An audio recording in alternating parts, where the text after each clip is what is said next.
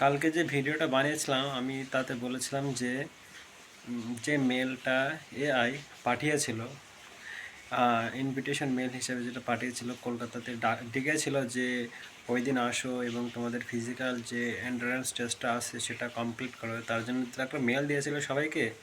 তো যদি সেই মেলটা কারো কাছে থেকে থেকে আমাকে দিও, কারণ আমি একটা স্যারের সাথে যোগাযোগ করেছি। উনি কলকাতা এয়ারপোর্টের যে সেফটি রিলেটেড যত কিছু আছে উনি হ্যান্ডেল করে থাকে।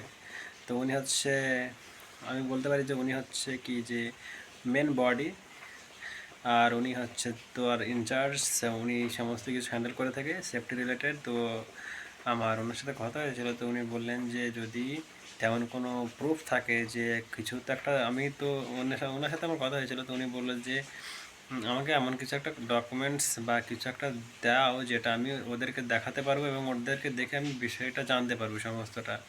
তো আমার কাছে নেই গো, আমার ওই মেলটা ডিলিট হয়ে গেছে। তার জন্য বলেছিলাম যে যদি কারোর কাছে থেকে থাকে আমাকে একটু বলবে, তাহলে আমি সেই মেলটা নেব এবং ওই মেলটা স্যারকে দেবো। স্যার তাহলে ওদের সাথে কথা বলতে পারবে যে মেলটা যখন ওদের দেখাবে, শো করবে, তো তখন তো ওরা কিছু বলবে। আর উনি হচ্ছে ওখানে থাকে, তো নিশ্চয়ই এই স্যার স্যারের সাথে সম্পূর্ণ কমপ্লিটলি মানে সম্পূর্ণটা খোলাখুলিভাবে বলবে।